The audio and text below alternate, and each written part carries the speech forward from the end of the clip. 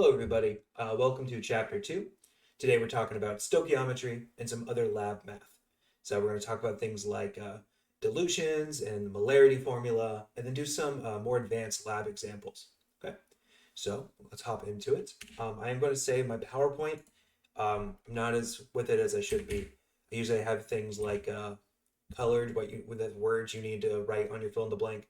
Uh, I left that PowerPoint at work, so I don't have that today, and I need to make the video today. So just do your best to find the words. I know it's not as easy. Okay, so we'll get started. Today, like I said, it's about stoichiometry, molarity, dilutions, mass percent, empirical formulas. This chapter basically goes over all the different techniques that are pretty common that we use in the lab. In class, we've already used some of these, so hopefully they're a little bit familiar, but we're going to apply a little bit more advanced calculations with our stoichiometry, and then at the end, solve some unique looking problems. Um, this is kind of a preview of the lab portion of the class. A lot of the stuff we do today, a couple of the experiments we're going to talk about at the end, are labs we actually have planned in the next couple of weeks. Okay, so hopefully there's some interesting new things in this chapter. Let's go ahead and get started. Today's lesson is all about the basics of chemistry calculations, especially calculations that are performed in the lab. Most of these concepts are hopefully review from chemistry honors, at least the basic parts of it, but there's definitely lots of fun applications that are AP specific that we're going to talk about as we go through them. By the end of this lesson, you should have a good understanding about how to do lab calculations of all kinds. You should be able to prepare a solution accurately, which again, we've already practiced a few times in class. Okay, so we're going to start with a bit of definitions, getting into talking about moles. But I want to start with what we call a counting unit. Okay. So our first couple examples, the number of donuts, or how many donuts are in a dozen donuts? It's 12. How many eggs are in a dozen eggs? 12. How many forklifts are in a dozen forklifts? Again, 12, right? The number 12 is just what dozen means. And it doesn't matter which object you're talking about, whether it's something common like donuts or eggs or something obscure like forklifts, right? A dozen is a counting unit. It represents a certain number of something, right? It represents 12 of something. It applies to anything. It just means you have 12 things. There's a couple other, we don't use many of these in our everyday life, but you might have heard like a score is 20 things, like Abraham Lincoln, like 4 score and 7 years ago, right? It means just 20. And a ream, which you usually talk about like a ream of paper, but a ream generally means 500 things, although we do usually just apply it to copy paper. Now, in chemistry, we have another counting unit we're going to talk about called moles. Moles, you can either write out the full word, all 5 letters, or abbreviated MOL. They are the SI unit for the amount of matter you have. So, 1 mole just means you have 6.022 times 10 to the 23rd things. Meaning a mole is a counting unit. It's just a way to say you have that many of an object. Now that's a giant number, right? 6.022 times 10 to the 23rd power. More than a billion, more than a trillion, more than a million trillions, right? It's a huge number. And we use moles to help us quantify how much stuff we have when we talk about atoms, molecules, or particles. Since 1 mole of something is a huge number, but atoms are incredibly small, the two extremes cancel each other out. For example, 1 mole of water molecules is about an ounce of water. About 1 drink of water is 1 mole of water molecules. So that means if you just take 6.022 times 10 to the 23rd water molecules, put them in a cup, it is like 1 ounce of water. 1 mole of salt molecules is about a fourth a cup of salt, like a bit about around 60 grams of salt. Okay. Moles will be used all the time to describe how much stuff we have, but you just remember it's exactly that, just how much stuff you have. And it sounds confusing because it's hard to quantify, but it's the amount of substance, and 1 mole of something is just a counting unit. It's 6.022 times 10 to the 23rd of them. It's also important to know that 1 mole of sugar contains the same amount of particles as 1 mole of carbon, and 1 mole of oxygen, and so on. But that doesn't mean that 1 mole of sugar weighs the same amount as 1 mole of carbon. The mole just tells you the total amount of particles, but not the mass of the particles. Last chapter, we learned my method for doing regular unit conversions, and we did a lot of practice on our worksheet with that. Let's apply that to our new conversion we just learned. So this is our new conversion we'll be using all the time in class. 1 mole of something equals 6.022 times 10 to the 23rd. And the units we'll most likely use are either atoms, molecules, particles. Again, it doesn't matter. We can do it with anything. We could do it with a mole of pencils, right? It doesn't really matter. These are the ones we use most common. You might also see ions occasionally, or like compounds or formula units, or there's all sorts of other things you could apply this conversion to. So we're going to start with just a couple examples. So this chapter is very, very example heavy, lots of math problems and stuff. If you remember moles and stuff, these first couple are going to be relatively simple. If this is new to you, it might not be though. So we have 12 moles of carbon.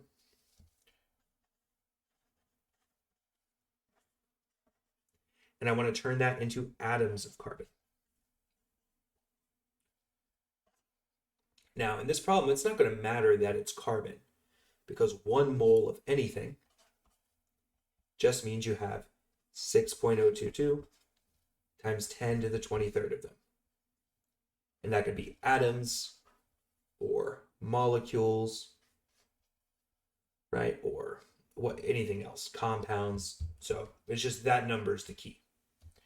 So I'm going to draw my train track. I'm starting with 12 moles of carbon.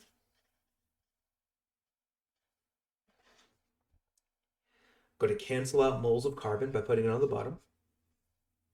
I'm looking for atoms of carbon, which I can convert to. So I'll put that on top. Moles and atoms are related by this relationship. 1 mole of carbon is the same as this number, 6.022 times 10 to the 23rd atoms. Okay, my moles cancel. I'm left with atoms of carbon, and now I'm just ready to solve. Right, so go. I'm going to do 12 times that number. If you remember, it is called Avogadro's number. We give him credit with the number. And that's what I got there. 7.2264 times 10 to the 24th. As usual, I'm going to round it just to the first 3 sig figs, because that's my safe rounding rule. So 7.2, and that rounds up to 3 times 10 to the 24th power. And that's my answer. That's how many atoms of carbon I have.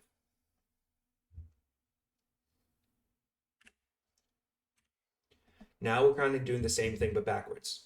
We're going to convert 5 times 10 to the 31st molecules. So that's the amount of molecules, individual molecules I have of carbon dioxide, into moles of carbon dioxide. So we'll go 5.0 times 10 to the 31st molecules CO2.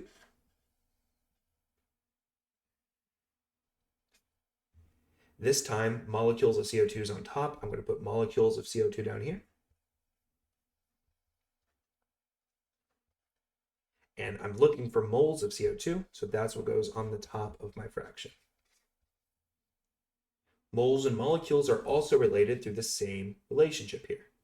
1 mole of something is 6.022 times 10 to the 23rd molecules. So 1 mole of CO2, 6.022 times 10 to the 23rd. So now I'm ready to do my math, multiply the numbers on top, divide by the numbers on bottom. Anytime you're dividing by something in scientific notation, it's definitely important to be careful how you type it into your calculator. You need your calculator to know you're dividing by this entire quantity, not just the 6, and then multiplying by the 10 to the 3rd. If you type it into your calculator, I'm going to do it on my phone right here, but if you use this EE function, right, that will let your calculator know and it won't make a mistake. It'll know those numbers belong and are associated together. So I'm typing my 5 times 10 to the 31st, and then I can just type directly divided by 6.022 times 10 to the power of 23. Okay, and I get a pretty large number here, which makes sense because I'm doing the 31st power divided by the 23rd, so that should be around the 8th power, which adds up about what my answer is here. I'm going to write this in scientific notation. I'm going to keep the first three digits, 8.30 times 10, and then my decimals, I have to move it 3, 6, 7 times.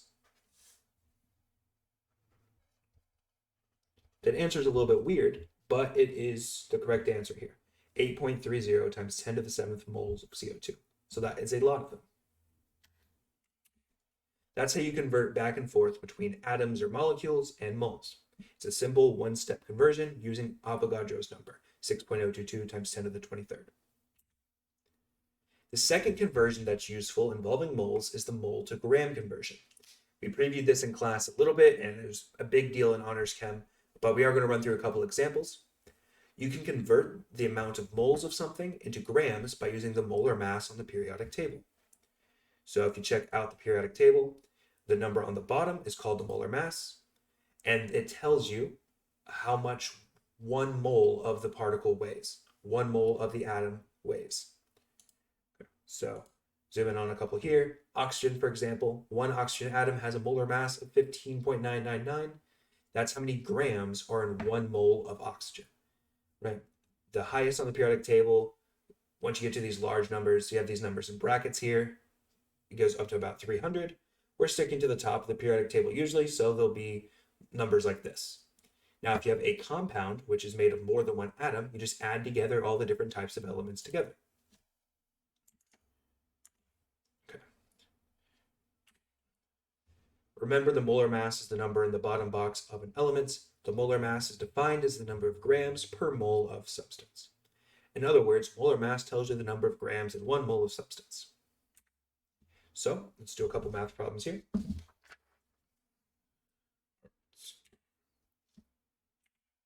Convert 50 grams of silver. Let me turn this a bit.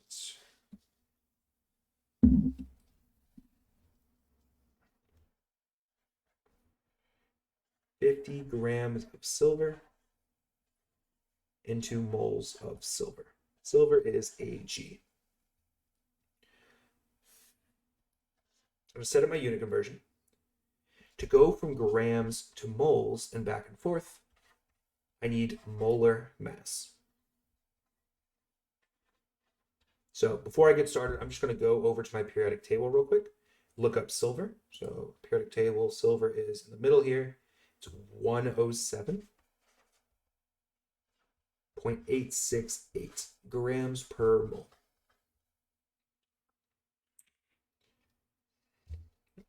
So I'm starting here with 50 grams of silver.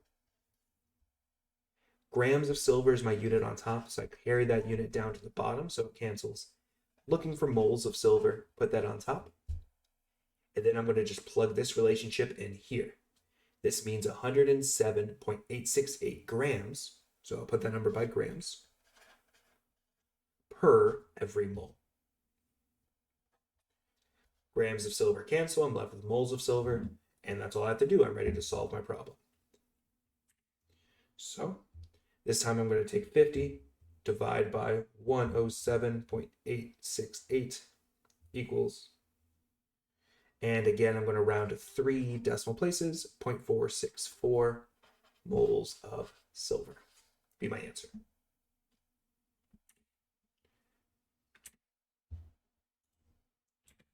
All right, next we're kind of doing the opposite. We're again converting moles, but this time we're going into grams. So we're starting with moles of CO2, converted into grams. So copy our problem down. 2.4 moles of carbon dioxide. Turn it into grams of carbon dioxide. So again, I need the molar mass of, this time, CO2, which is made of multiple elements. So I'm going to go to my periodic table, find the mass of carbon, and then find the mass of oxygen and times it by 2. Now, a good thing about AP Chem is a lot of the times you don't have to use those full numbers on the periodic table. Carbon is 12.011. I'm just going to estimate that as 12. Oxygen is 15.999, but let's just call that 16, times it by 2 because there's 2 of them. So this equals 32 plus 12. The whole thing equals 44 grams per mole. So whenever you have like numbers like these, you can round them to the nearest number, as long as they're like relatively close. Like this is 12.011. It's pretty much 12.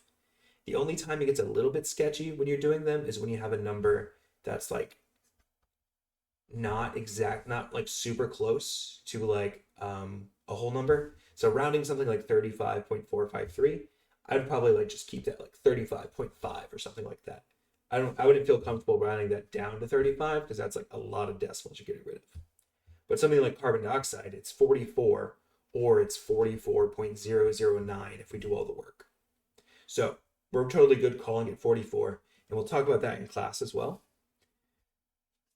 So rounding is your friend. So I'm starting with my 2.4 moles of CO2. Moles of CO2 on the bottom here to cancel this time.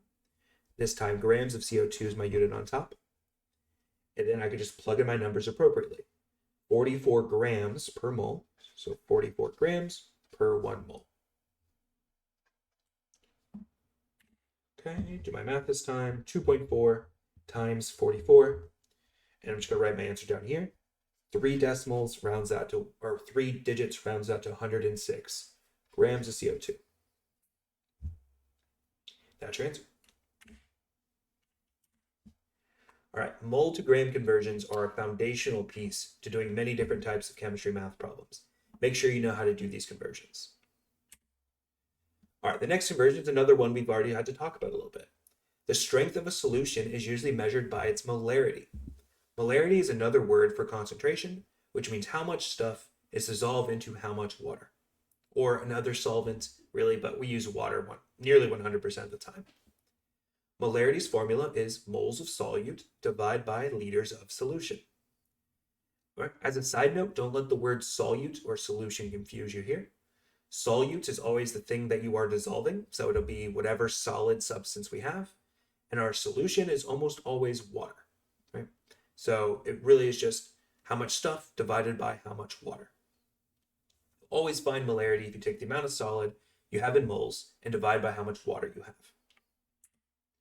I have 3 examples here, and we're just going to quickly run through them to show any of the tricks I can throw with calculating molarity. All right. Let's go over here. So, number 1 here. The spacing doesn't look really good on my end here. This is supposed to say just 25 moles, not 1.25. Of salt, I'm just going to call it NaCl, and 50 liters of water. Okay, the next one, I'm just going to go ahead and write them all. You don't need to see that, I guess. I have 50 grams of helium dissolved into 10 liters of water. I should have wrote H2O to be consistent, whatever. And then I have 25 grams of salt, NaCl, dissolved into 500 milliliters of water. Just pretend I wrote H2O the first time. Okay. So with number 1, it's relatively simple. Molarity is moles per liter. I have moles, I have liters. So all I have to do is plug in my numbers. 25 divided by 50 equals 0.5 molar. And that's your answer. Yeah, 0.5 molar salt water. With number 2, I have liters, so this is fine. I can just plug this number directly into my formula, but I need moles. I can't use grams. So I'm going to start by turning this 50 grams into moles of helium. Oops, He. So I'm just going to jot a little unit conversion here. 50 grams of He. Grams of He on the bottom to cancel. Moles of He on top. 1 mole of helium weighs, and I have to go to my periodic table. Do periodic table, find helium in the top right corner. We're just going to call that 4 grams. So 50 divided by 4 is 12.5 moles of helium. All right, that is divided into 10 liters of water. 1.25 divided by 10 equals 1.25 molar. Box it. All right. Number 3, I have 25 grams of salt. I have 500 milliliters of water. So I'm going to have to do another conversion with my grams, turn this into moles. I also can't use milliliters in my molarity formula. So I'm going to have to convert this to liters of water. All right, so I'm going to start over here on the left again. I'm going to take my 25 grams of salt, convert that into moles. So grams of NaCl goes on the bottom again. Moles of NaCl goes on top. Okay. So grams of NaCl, I'm going to go to my periodic table and add together these two masses. This one's 23 for sodium. Chlorine is that weird one that's 35.5. It is thundering out there. Sorry if you could hear that. It scared me too. So I'm going to add that together, and that is 58.5-ish. That's going to be my grams per 1 mole. So pull up a calculator, 25 divided by 58.5, 0.427 moles of NaCl. That'll do. If you use the exact number here, you'll get pretty much the same answer. It might be 1 decimal point off or something like that, but that's totally okay. Okay, now I need to think about, I have 500 milliliters. 1,000 milliliters is 1 liter. So if I have 500 milliliters, that's 0.5 liters. You could choose to show the unit conversion for this like we did in class, or you can just kind of work it out. So I'm going to divide this by 0.5 liters, or that's the same thing as timesing it by 2. So I'm just going to times it by 2. And I get my answer here, 0.855 molar salt water. All right, and those are those 3 examples worked out. Finding the molarity is a very essential skill. We'll be doing it all year. Next is another skill we've already practiced, dilutions. The word dilution means to water something down. If you have a concentrated solution, you add water to it to make a weaker, diluted solution. To calculate the new molarity of the solution you create, you use the dilution formula. M1V1. M1 is your concentrated molarity, the original molarity. V1 is the volume of concentrated solution. M2 is your new molarity you want to find, or the new molarity you've been told to make. V2 is your new total volume of your solution. Okay. I can ask you to actually just solve for any of these 4 variables in a problem. Almost every time, though, we're going to be solving for V1. Because when you make a dilution in the lab, that's your information that's vital. Is how much of my concentration solution do I need to start with to make my diluted solution? But I have a couple examples here we're going to work on that might be a little bit different. So our first example says, if you start with 25 milliliters, so let me start with 25 milliliters of a 5 molar solution, saltwater solution. Can't see that. Okay. So that's what I'm starting with. I want to know, what is the new molarity? So let me just write this. This will all be our 1s, the solution we're starting with. I want to know, what is my new molarity after adding 50 more milliliters of water? Okay, so I have 25 milliliters of this solution. Draw a picture. Wrong way. Okay. I have 25 milliliters of this solution, solution 1.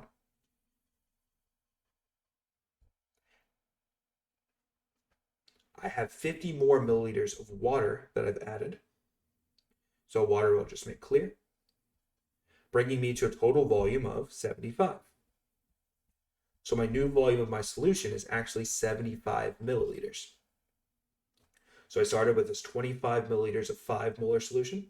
I added 50 milliliters more water. That's what it said, right? 50 milliliters more water. So that means my new solution is 75 milliliters total, and I want to know what its new concentration is. So use the dilution formula. Your original molarity was 5. Your original volume was 25. Your new concentration you're looking for, your new volume of your total solution is 75. 5 times 25 is 125 equals M2 times 75, right? And then I'm just going to do 125 divided by 75. Ooh, that was 72. 125 divided by 75 equals 1.67 molar. So if I watered down my solution by adding 50 more milliliters of water, that's its new molarity, which is 1/3 of what you started with, which should make sense. Next question says, describe how you can make 100 milliliters of a 0.05 molar HCl solution, starting with a concentrated 1.8 molar solution of HCl. All right, so let's look at that. So what I'm looking for, I want to make, I'll do that over here. Number 2 is like what I want to make. Number 1, I'm just going to make what I started with. If you flip those, it won't affect anything at all. But that's just how my brain always works. I always like to make number 2 what I'm making new, and number 1 is what I started with. So what I'm looking to make, I want 100 milliliters, and I want a 0.05 molar HCl.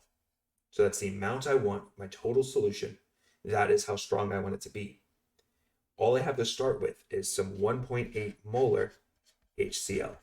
So some very concentrated hydrochloric acid, and I want to weaken it a lot. Okay, I don't know how much volume of this I need. So what we're doing here is we're going to have to solve the molarity formula. We have all the pieces of information except V1. That's what we'll be solving for. And now what V1 tells you is you want to make your new solution. You want to make 100 milliliters. So this is a 100 milliliter volumetric flask. Okay. What you're going to do to make the solution, you're going to take your strong concentrated solution and add just a couple drops into there. You don't need very much because this is so concentrated, the solution you want to make is really weak. So I'm just going to add a few drops of this solution into here. Now the rest of this thing, I'm going to fill with water. Right, so I'm going to fill it with water, which is obviously the squiggly stuff, all the way up until I get to the 100 milliliter mark. Then I'm going to mix it, and if I do all my math right, I'll then have 0.05 molar solution. So I know everything I want. The only thing I don't know is how much of this do I need to add? How much of my original solution do I need to add before I fill the rest with water to make my desired concentration? And that's what V1 tells you. V1 tells you the amount of volume of hydrochloric acid to add to your beaker before filling the rest with water to the line. So if we solve this, I have 1.8 molar here, volume 1 equals molarity 2, my desired molarity is 0.05. My desired total volume of solution is 100 milliliters. Okay, so I'm going to solve all this. 1.8 times V1 equals 5. V1 equals, maybe I can do that in my head, I don't know, 1.8 divided by 5 divide by 1.8, I mean 2.78 milliliters. So that means to make this solution, I'm going to take 2.78 milliliters of my stock solution, add it to an empty flask. So it'll only be just a little bit at the bottom. I'm then going to take just regular water or whatever, like distilled water, and add it into my flask until it gets to the line. If I make it and I measured everything, if I mix it and then I measured everything correctly, my resulting solution will be my desired 0.05 molar HCl. The problem said to describe how to make it. So I'm just going to give a couple of instructions. I'm going to say add 2.78 milliliters of your 1.8 molar HCl to a 100 milliliter volumetric flask.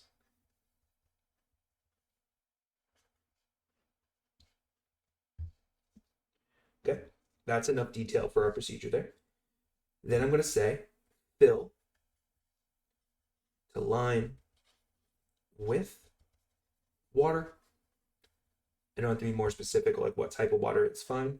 Then I'm just going to say mix, and that's your description for how to make it.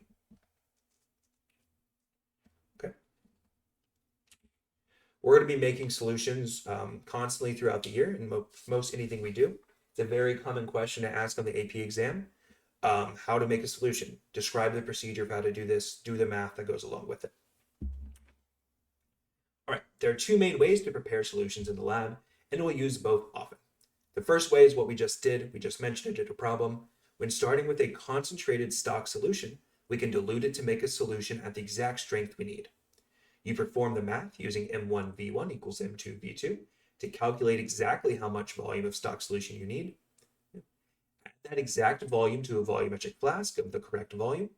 If you need 100 milliliters total, use a 100 milliliter flask. Fill the flask to the line with water and mix. You can also prepare solutions from solids that dissolve in water. First, calculate the exact amount of the solid you need to dissolve into the liquid using the formula molarity equals moles of solute divided by liters of solution. You'll have to convert the numbers of moles you need into grams because you can actually measure grams in the lab. So we're going to calculate the molarity we need, but always moles of solute divided by liters of solution. Weigh the exact number of grams of solute you need. Add the entire thing to a volumetric flask of the correct volume. Fill with water to the line and mix. Okay, so you can make a solution from a solid. It's essentially the same idea, except you're adding solid to the beaker and then dissolving it in water. Okay, so our example here, describe two different ways you can prepare 50 milliliters of a 2.5 molar solution of salt water using the following materials. And I list you 5 materials you can use: some solid salt, a concentrated salt water solution, a 50 milliliter volumetric flask, or multiple of them, distilled water, and an electric scale. I have a picture of all these things over on the right as well, in case you want them. So, let's briefly describe how we can prepare the solution. So, my desired solution, I want 2.5 molar, and I need 50 milliliters of it. So, procedure 1, the first thing I can do is kind of what we just did. I can use the stock solution. I have available a 12.5 molar NaCl solution already. So I can just water this down a bit to get my 2.5 molar. So I'm going to do my math. My initial molarity is 12.5. That's 2. Let's do it over here. 12.5. I don't know how much of that I need yet. My new molarity I want is 2.5. And the volume of my final solution, I want 50 milliliters. Right, so I'm going to multiply some stuff together. 2.5 times 50 is like 125 or something. Yeah, 125 equals 12.5 times V1, which means V1 is 10 milliliters. Okay, so this is option 1. I'm just going to go ahead and describe what to do. Add 10 milliliters of your 12.5 molar solution. Why can't I write this number? 12.5 molar solution of NaCl to 50 milliliter flask. Fill to 50 milliliter mark. And mix. I should be specific, with water. And then mix. So that's our first procedure, basically what we just did on the last example. But it asks for 2 ways to make this solution. So the second way, what I could use, is I could use the solid NaCl. Again, I still want 2.5 molar, and I still need 50 milliliters of it. Which means if I use the molarity formula, moles per liter, I can figure out exactly how many moles of salt I need. My molarity is 2.5. Moles on top. Liters, I have 50 milliliters. So if I divide that by 1,000 to turn it into liters, it becomes 0.05 liters. So now I do 0.05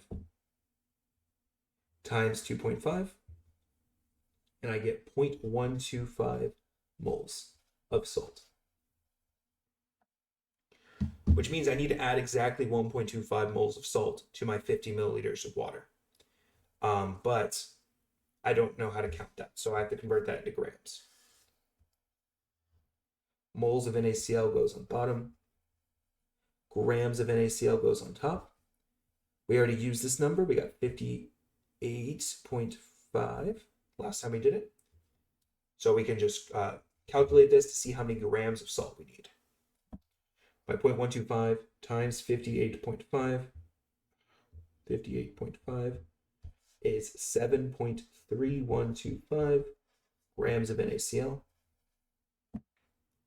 Now I wrote out the whole number. You could round it as well. And honestly, when we use our scales in the lab, they won't be this precise that we can get this exact amount. So 7.31 is also good. Okay? So that's how much salt we need. Our procedure will be pretty similar to what we did before. We're going to add 7.31 grams of NaCl to a 50 milliliter volumetric flask.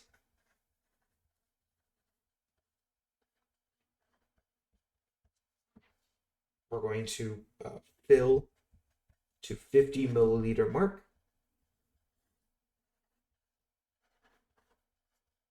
With water. And then we're going to mix. Just the same as before. And that's our procedure for making a solution from a solid. All right. Next topic is stoichiometry. Stoichiometry is the calculations of the quantities of products and reactants participating in reactions. A chemical reaction is a relationship that shows the ratio of products and reactants used in a chemical reaction. Let's start by reviewing chemical reactions real quick and how to balance them. So chemical reactions look like this. We have the reactants on the left side, products on the right side. Our general idea is you just need the same number of every type of atom on both sides of your arrow. So I have 3 carbons on this side, for example. Currently, I only have 1 carbon over here. Couple reminders. Remember that each new capital letter is a new element. So this CO is 2 unique letters here. A capital C is carbon. The capital O is oxygen. H2O is 2 unique elements, right? And C and H here are unique elements as well. So let's real quick take a few minutes and balance these reactions.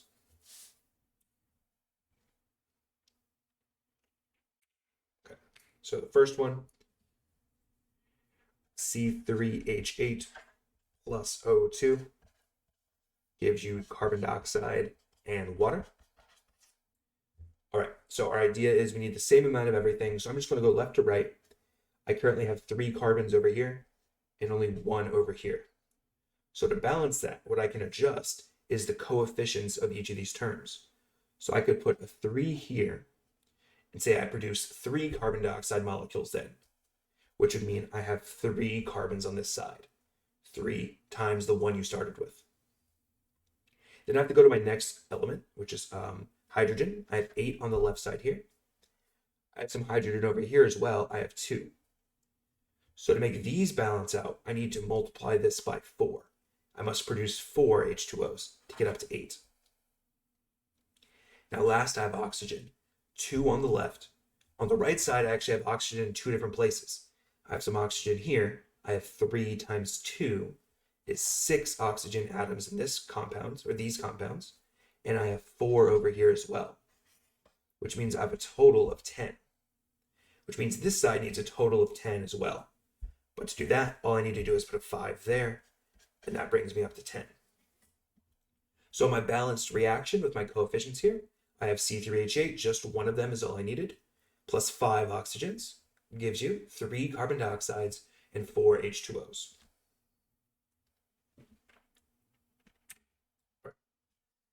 The next one is a bit trickier. I have C4H10 plus O2, and it gives you the same 2 products, carbon dioxide and water. That's just for the last problem. Okay. So I'm just going to kind of do the same steps. 4 carbons over here. So I need to get this up to 4 as well. I'm going to put a 4 in front of this as the coefficient. Brings me up to 4. Hydrogen, I have 10 on this side. I have 2 on this side. So I need to multiply this by 5 5 times 2 gives you 10. Last is my oxygen. 2 on this side. I have 2 times 4 is 8 over here. And 5 times 1 is 5 over here, which is a total of 13. So I need a number that goes here that makes it 13. But because this is times 2, that's never going to work out. There's no whole number I can put here to make it equal 13. This will happen occasionally when you do a balancing reaction like this. The easiest way to solve it in this situation is to just multiply everything by 2. If we double everything, then this number will double as well, and any number doubled is always even. So what I'm going to do is double this to 2, double this to 8, double this to 10. That'll keep my C's and H's still balanced, because now I have 8 over here, 8 over here. My hydrogens, I now have 20 over here, and I have 10 times 2 is 20 over here. But it's also going to double my amount of O's to be 26. 16 and 10 is 26, which means now there is a number I could put here. 13 times 2 gives you 26. When you solve problems like this, all of this work I'm doing down here is just my thought process to help show you what I'm doing. All you need is the coefficients in front.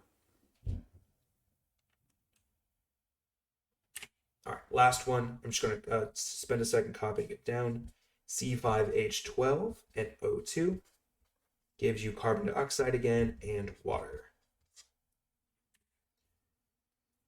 So I'm going to start by doing the same thing, 5 of these. So I must need 5 over there to get that up to 5. I got 12 of these.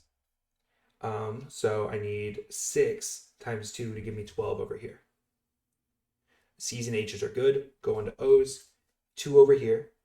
And I have 10 and 6. 16 total O's, which means I can just put an 8 here.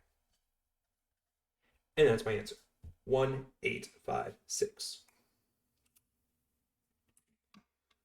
We use a balanced reaction when talking about stoichiometry. So that's why we need to go over this first. Okay? Doing stoichiometric calculations or stoichiometry calculations is all about this mole ratio. So going back to our equations real quick, what these numbers are telling you, it's telling you the number of moles of this reacts with this. This would mean I need 1 mole of C5H12 for every 8 moles of O2. And I need 1 mole of C5H12 for every 5 moles of CO2. Saying what ratio of things do I need to make other things? Okay, so that means for every 100 of these I'll use 800 of these. And we can use the chemical reaction to change our quantities between any of the products or reactants in the reaction. The mole ratio tells you how many things are consumed for every 1 thing that is made. So using that last problem, in number 1, 5 O2 were consumed for every 3 CO2 produced. That means if I start with 50 moles of O2, I can make 30 moles of CO2. This ratio shows you how 2 species in a reaction are related. And with this information, if given information about a single compound in my reaction, we can calculate how much of everything else we need as well. So we have a couple more examples of stoichiometry. Using the reaction below, it's already balanced for us, which is great. Determine how many moles of CO2. So for all these, we're looking for moles of CO2. And I'm going to copy the reaction. 2 C4H10s plus 13 O2s. Oh, this is the one we just balanced. 8 CO2s, 10 H2Os. How many moles of CO2 are made when you start with number 1 is 4 moles of C4H10. And I'm just going to copy these down. 50 moles of O2. And 3 is 250 grams of C4H10. So let's look at these one at a time. I have 4 moles of C4H10, and I want to find, like we said, how many moles of CO2 is made, or are used, or are created. Doesn't really matter the language. The idea is draw a train track. You start with 4 moles of C4H10. Again, as usual, that's my unit on top, so I put the same unit on here. And you can take moles of one thing in a reaction and turn it into moles of anything else in the reaction by using these coefficients. So if I have moles of C4H10, I can turn that into moles of CO2. Okay. These ratios will help me do that. All you have to do is go to the balanced equation. For moles of CO2, you're going to put the coefficient in front of CO2. You put an 8. For moles of C4H10, you're going to put the coefficient in front of that, which is a 2. That's how you convert from moles of one thing to moles of another. It's by using a balanced reaction. Okay? So now all we have to do is solve, multiply, and divide. 16 moles of CO2 is my answer. What that means is if I start with 4 moles of C4H10, I'll produce 16 moles of CO2, which makes sense because here we started with 2 moles of C4H10 and made 8. So if we double it, this should double as well. So number 2, I have 50 moles of O2. Draw my train tracks. 50 moles of oxygen. Moles of oxygen on the bottom. I'm looking for, again, moles of CO2. That'll go on top. My mole to mole ratio here, I'm going to use numbers from my equation. CO2 is still an 8. O2, though, is 13. So that means I do 50 times 8 divided by 13. And I get 30.8 moles of CO2. Again, that means if I consume 50 moles of O2, I'm expecting to produce 30.8 moles of CO2, just according to what the ratios are telling us here. All right, here my last problem. I'm starting with 250 grams of C4H10. Now, that doesn't give me any information by itself. If I tell you I have 250 grams of this, I don't know exactly how much of these things I'm going to make yet.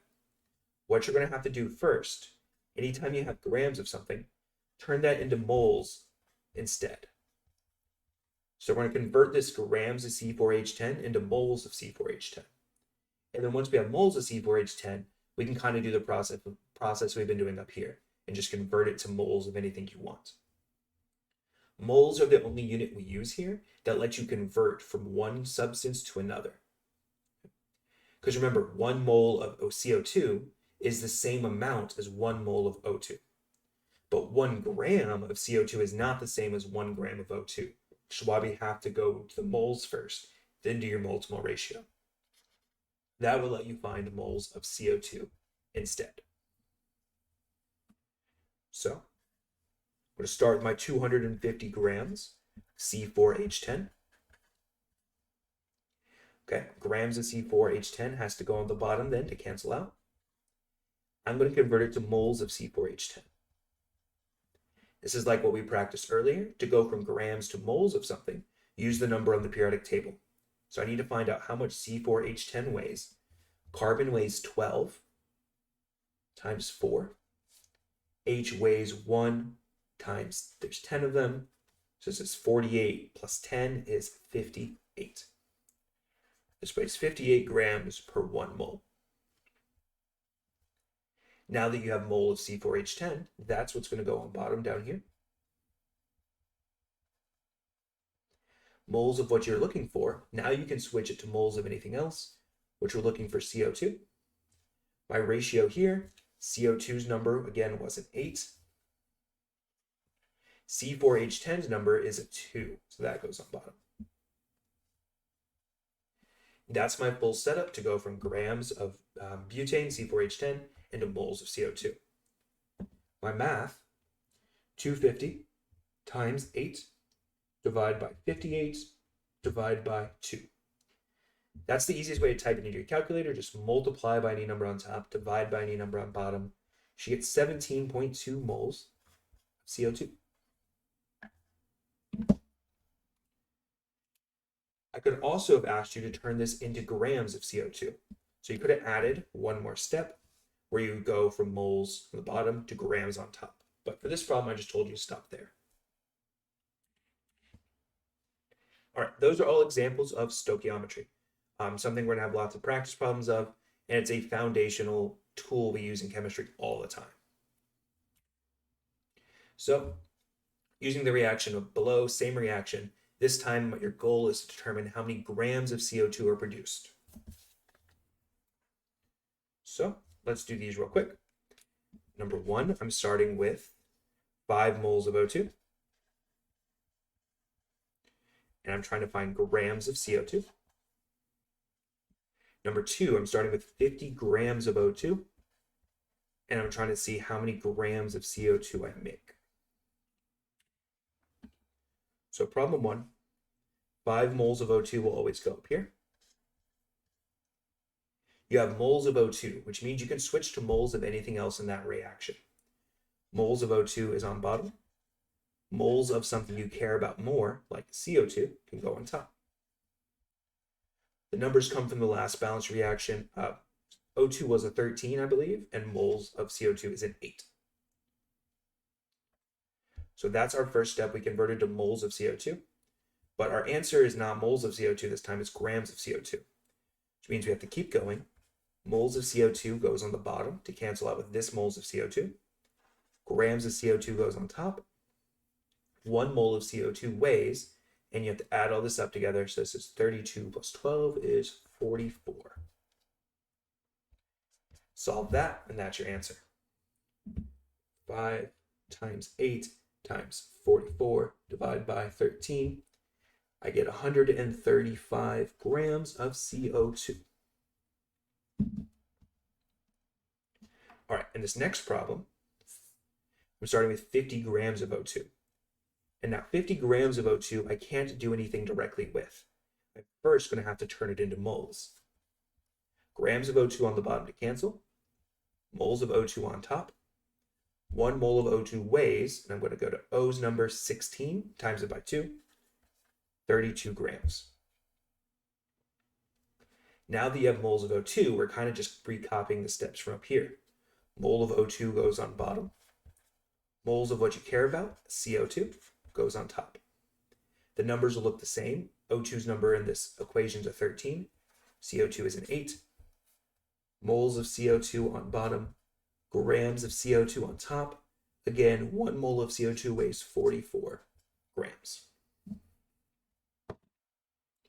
50 times 8 times 44, divide by 32, divide by 13, 42.3 grams of CO2 this time. So we actually made more CO2 last time, which means that 5 moles of O2 must be more than 50 grams, which it is, because it's 5 times 16, which is 80. Did I do my math right? Yeah, that makes sense, kind of, I guess. Okay, whatever. No, it's 5 times 32. That's why. It's 160. Okay, never mind. Let's continue. All right, our next thing we need to solve for is mass percent, which is also called percent composition, is the breakdown of elements by mass in a chemical formula. For example, CO2 is made of 27.27% carbon by mass. That means 27% of the weight of CO2 comes from the carbon, and 72.73% of it comes from the mass. Now, to solve for mass percent, all you do, you take the mass of the element you want to know about. So if that was like the C, it would be like 12. It's molar mass. And divide by the total mass of the entire compound, which, like we said before, CO2 is 44. So you do 12 divided by 44 times 100. If you add together all the individual elements, all their percent compositions, it should equal 100%. So we have a nice example here to do. I have a very nice element, or compound, sorry, C6H12O5H. Okay. And I'm going to know the percent composition, which means every element, I'm going to know what percent of this is carbon, what percent of it is hydrogen, what percentage of it is oxygen. One thing you notice is probably how it's written here. I have 12 H's here and a separate H over here. Once we talk about structures a little bit more in depth this year, we'll kind of see why they do it like that. It actually is supposed to help you, even though it looks dumb in this situation. So how you could reinterpret this is just this is like 13 H's total. So you don't have to do those two separately. So first thing I'm going to do is just figure out how much this thing weighs.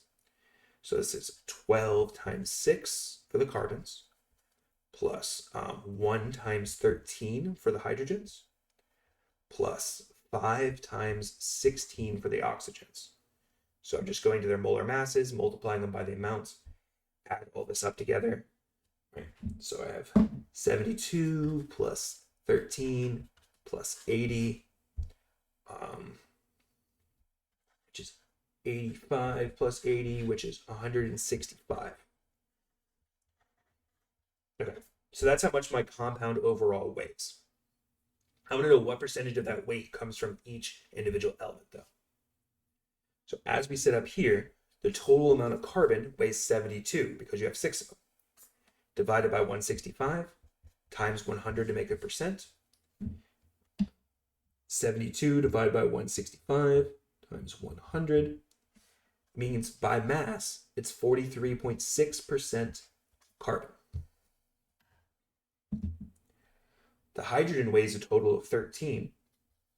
So 13 out of the 165 total mass comes from the hydrogen, which is 13 divided by 165 times 100, 7.88%. And last, 80 grams per mole comes from the oxygen. So 80 divided by 165 times 100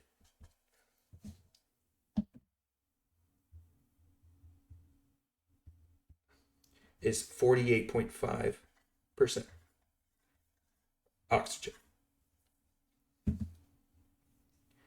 Okay, so those are all my percentages. That's all you have to do. It's just what percentage of the weight comes from this element in the compound. 48.5% O, 43.6% C, 7.88% H. All right. Percent composition is relatively simple in that way. All right. Here's another way to do a percent composition problem, though. A 15-gram mixture of AlCl3 and NaCl is found to contain 0.85 grams of aluminum. What percentage of this sample is AlCl3?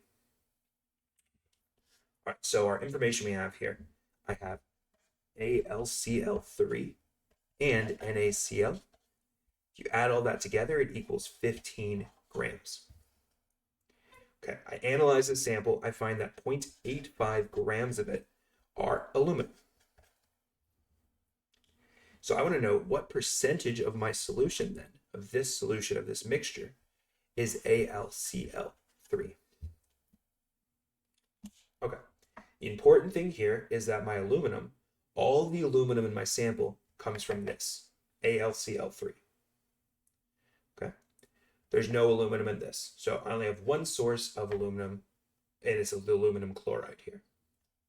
My total solution weighs 15. So if I can just find out how much this one weighs, this solution here, then I can use the percentage to find out what percentage of the solution is aluminum chloride. So what the information I need is I need to know how many grams of AlCl3 I have. But what we can do is solve that. I can convert 0.85 grams of aluminum into grams of aluminum chloride using a train track problem. So to do that, I have 0.85 grams of aluminum. Grams of aluminum goes on the bottom. Moles of aluminum goes on top. All right, I need to go to the periodic table, find aluminum. Aluminum is number 13. It is about 27. So 27 grams per 1 mole. All right, my next step, moles of aluminum is going to have to cancel. And what I'm looking for is moles of this thing, moles of aluminum chloride. Okay, so we don't have a balanced reaction this time, right? What we're going to do to figure out the mole ratio this time is look at AlCl3. What we're going to say is how many moles of aluminum are in that? Well, if we look at it, there's only one aluminum. There's no number after it. So every 1 mole of aluminum in 1 mole of AlCl3. Okay. If I was asking you instead, just a little sidebar here.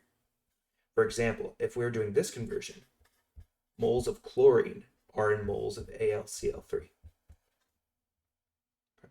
If I was asking you to find this, in every aluminum chloride, there are 3 moles of chlorine per one of these. This is another example of a mole to mole ratio. If you have a compound and you have a component of that compound, one of the elements, you can do a mole to mole ratio by how many of them are in each one. Okay? So back to this, we have our 1-to-1 mole ratio. Moles of aluminum chloride converted to grams of aluminum chloride. So I have 1 mole of it. I need to see how much it weighs. So aluminum is 27. Chlorine is 35.5, but I have 3 of them, so I got to times that by 3. So I have 35.5 times 3 plus 27 equals 133.5. That's my number of grams per mole of aluminum chloride. And now that's everything all set up. What I've done here is I've done a conversion into moles of aluminum. So that's how many moles of aluminum must be in my sample. I did a mole to mole ratio because aluminum, the only source of aluminum is the aluminum chloride. I said there's only 1 mole of aluminum in this aluminum chloride. So I did a mole ratio back to grams to see, well, if that's the only source of aluminum, I'm going to see how much total aluminum chloride there was.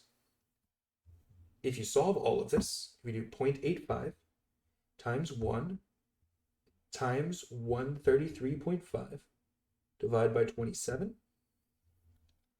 That means there were 4.20 grams of aluminum chloride. Okay.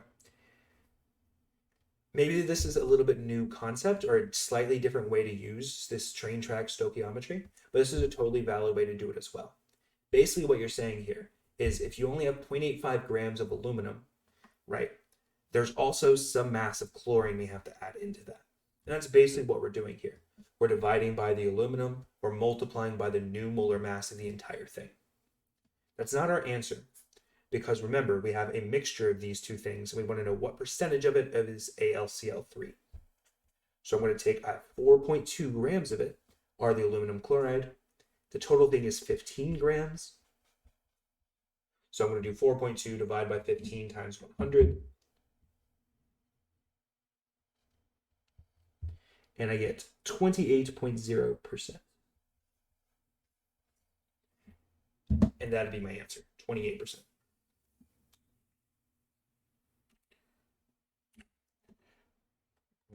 What happens?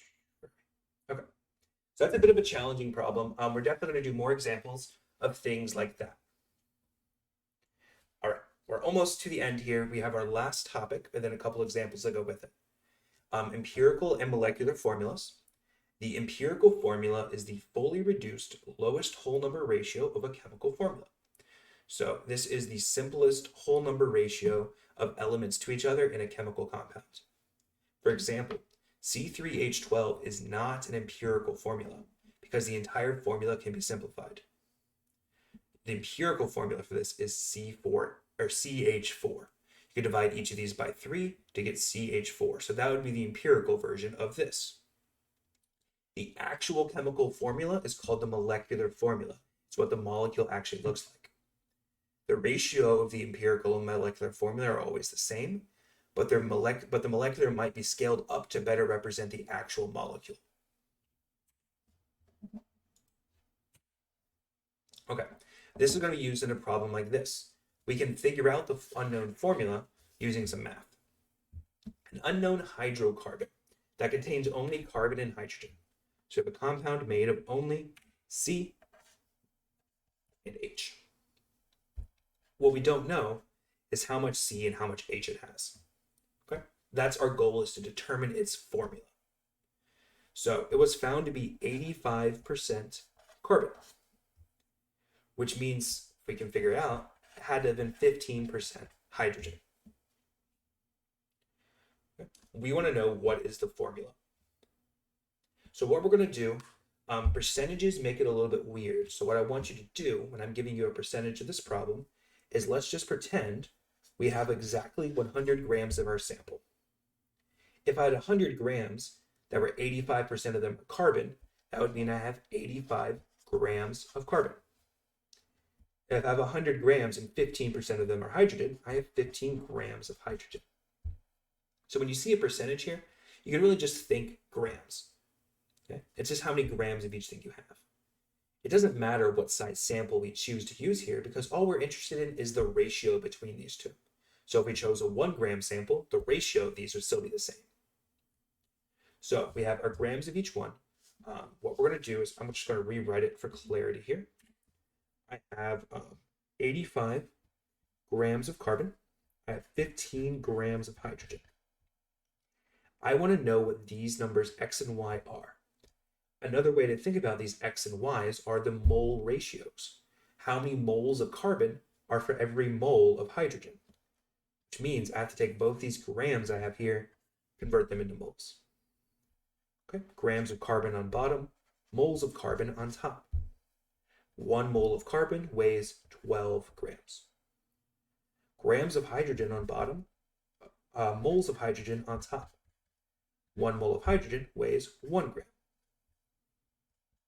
I'm going to solve both of these things. 85 divided by 12 is 7.08. And I'm going to include an extra decimal because it can be very important in this problem. So for this problem in particular, just make sure you have plenty of decimal places. So this number is plenty here. Fortunately, the bottom number doesn't have any. So I'm just going to write 15. Okay, so I have both my numbers here. That means, what this currently means is our formula is C 7.083H15. But that doesn't work. You have to have whole numbers here. So our goal is to make these into whole numbers without changing the ratio. So a trick we can use, an easy way to turn one of like this number into a whole number, is you just look through all of your numbers, find the smallest one, divide it by itself. This is my smaller number. I'm going to divide it by itself because when you divide any number by itself, you get 1 as your answer. Now I'm going to do the same division to this number though. Remember, we have to keep that ratio consistent. So what I do to one unit, I must also do to the other. So 15 divided by 7.083 is 2.12.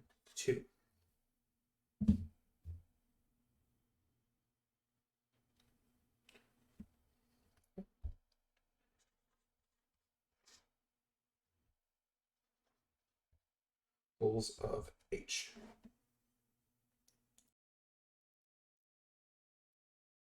And what we're going to do next is we need to round these in a way. We need to find a number to multiply both these by to make them both whole numbers. Now, sometimes this would be really obvious. If you got numbers like 1 and 2.5, if those were our answers, if I multiply each of them by 2, then they would both turn out to be whole numbers. Now, this number is a little bit tricky. 0.12. I have to think, what number can I multiply this by? What whole number can I multiply this by to make it into a whole number? When I look at 0.12, it's very close to 0.125, which is like 1/8. So if I were to take this number and multiply it by 8, so I'm going to do 0.12 times 8. That makes it really close to being a whole number. And that's, I think, is as close as we can reasonably get. You can round this up to the nearest whole number at that point. Okay? So what I'm going to do is multiply both of these by 8. This one equals 8, which is still a whole number. This one, I'm going to do 2.12 times 8. 16.96, which we can just round to 17. So our compound here, after our rounding, we have C8H17. And that would be our simplified, fully reduced answer there. Okay, this one is really strange, which is worrying me. I'm feeling I made a mistake somewhere. usually your answers when you get to this point will be relatively simple numbers to solve. Usually it'll end in something like 0.25, which you can just times by 4. Or it'll end in something like 0.33, which you can times by 3, or 0.5, which you can times by 2. So this one was half 0.25, 0.12, which is why I chose to multiply it by 8.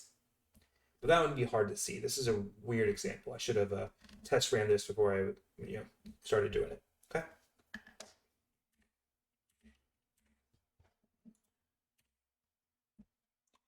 Crap. I thought that was the next thing. H times 12. Crap. Let's pause a moment. Yeah, and as we were saying, the mass of the actual hydrocarbon was found to be 339 grams per mole. So just after this problem, just cross off the answer, the number I gave you before. So this is telling you the actual molecule weighs 339 grams per mole. So if we go back to our work here, we got this compound. So let's see how much this one actually weighs. So if you add this together, you have 8 times 12 is 96 plus 17. If you add all that up together, it equals 113 grams per mole. This is the empirical formula, remember, the fully reduced version. And it by itself weighs 113.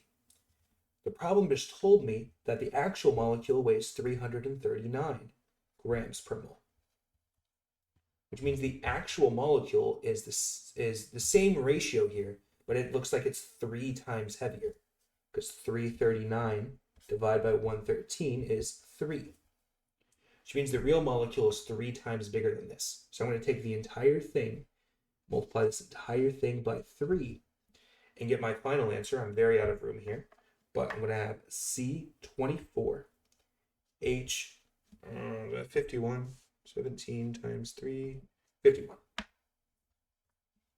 Okay. And that would be my final answer for my molecular formula. So to determine the actual molecule, what it looks like, the molecular formula, you need to know its molar mass as well.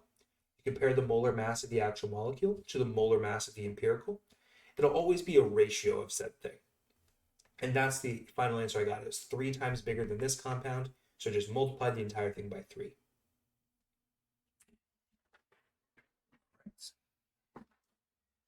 I think I made a mistake in there somewhere, so yeah, we'll do more examples of that in class. Now, we'll apply these fundamentals to a few lab procedures to learn about our samples. So we have 2 practice problems that sound very, very complicated when you read them, but we're going to break them down and they're really not so bad. Both of these are labs we're going to be doing soon as well. So a student analyzes a 2-gram sample of a mixture of copper and aluminum by reacting the copper with nitric acid. Okay, so I'm going to start here. I have a 2-gram sample of copper and aluminum mixed together. I'm going to react the copper reacts with nitric acid, HNO3.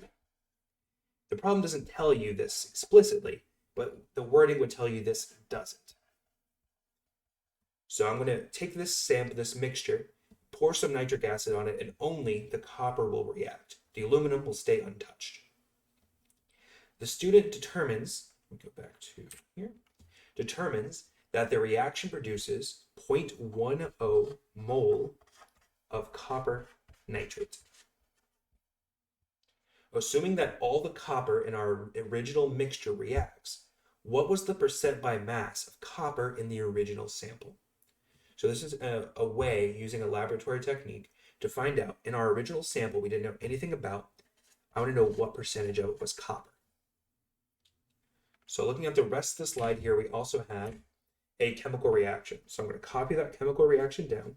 If we mix copper with 4 moles of nitric acid, it produces some copper nitrate, some NO2 gas, and some H2O.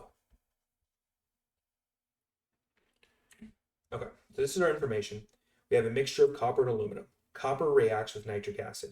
We're going to add nitric acid until all of this copper is gone.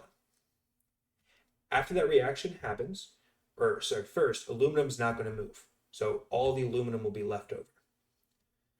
Okay, As this reaction proceeds, it produces a couple of different products. We kept track of this product and said it made exactly 0.1 moles of this when it reacted. So our strategy, what we can do here, is use this information. If all of my copper reacted and made this, that means I can convert 0.10 moles of copper nitrate, and I can just turn that into grams of copper. I can backward solve using stoichiometry to turn this back into that. And that's what we're going to do. Set up a train track. You have 0.10 mole of your copper nitrate. To leave myself room. So moles of copper nitrate goes on bottom. Moles of what you want to find, which is copper, goes on top. Now, according to our reaction, every 1 mole of these that's produced, I only needed 1 mole of these anyways. So it's just a simple 1-to-1 mole ratio. But now, moles of copper can go on bottom, and I can turn that into grams of copper. 1 mole of copper, I have to go to my periodic table. Copper is in the middle, it weighs 63.5.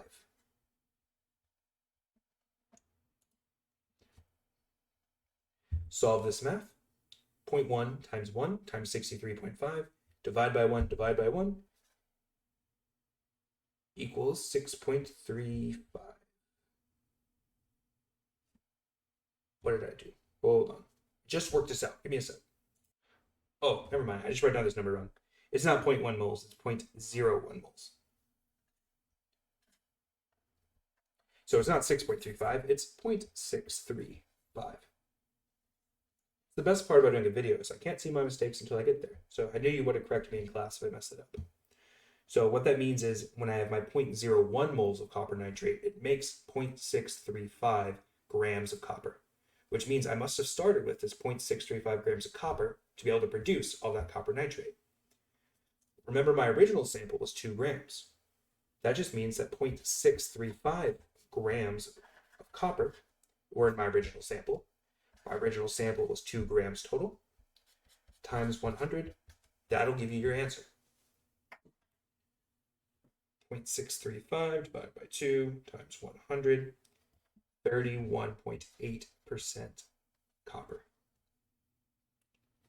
Stoichiometry is incredibly useful. If you have a piece of information about anything in your problem, right, you can turn it into anything else. So I also could have asked you exactly how many grams of HNO3 were needed. I could have asked you how many grams of water were produced. One piece of information is all you need to convert between all the others.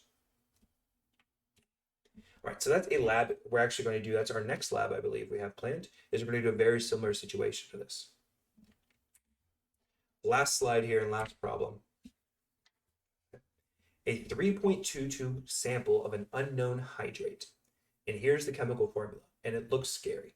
Okay, our chemical formula is Na2SO4. Then it has a dot, and then some amount of H2O. And that's what that X means is. It's an unknown hydrate. What this actually means is when this molecule is made, it surrounds itself with some water, a certain amount of water molecules. This thing doesn't exist by itself. It's a hydrate, so it has water attached to it. We don't know exactly how many water molecules we have here. When you heat a hydrate, all the water is going to evaporate away. So you'll be left with just the part over here on the left, Na2SO4. Okay, so that's kind of what a hydrate is and how that works. So back here, we take our hydrate and we heat it to remove all the water from the hydrate. The mass of the anhydrous, which means without any of the water, Na2SO4 solution is 1.42 grams. What's the full chemical formula of the unknown hydrate? Okay, so we have this solution of Na2SO4 times the hydrate. It said in the problem that this solution weighed 3.22 grams. Then we heated it all up to evaporate all the water. The remaining anhydrous solution weighed 1.42 grams. So the amount of weight that was lost should have all been water. So if we just subtract these numbers, That means 1.8 grams of water was lost. Okay. So that means of the weight of this thing, 1.42 grams of it were just the remaining Na2SO4. 1.8 grams of it came from the water, which means now we can figure out what X is. Okay. As we mentioned before, this you treat, okay, sorry, I didn't mention this before, but what you can do with this is this whole thing is again like a mole ratio. What you can do is like, how I need one of these entire things. For every one of these, how many of these do I need? So we're going to treat this pretty much just like a empirical formula problem. So let me show you how I would go about solving for this. I know I have 1.42 grams of Na2SO4. I have 1.80 grams of H2O. Okay, that's what this information up here told me. I'm just going to take both of these and convert them into moles. So I'll put grams of Na2SO4 down here, moles of Na2SO4 up here. Grams of H2O down here, moles of H2O up here. So I go to my periodic table and add up all this mass. To save the time, it weighs about 142 grams per mole. So if you solve this, 1.42 divided by 142, 0.01 moles. At the bottom, water weighs about 18 per 1 mole. 1.8 divided by 18 is 0.1 mole. That means I have 0.01 moles of Na2SO4 for every 0.1 moles of H2O. So this number is smaller, so I'm going to divide it by itself to get 1.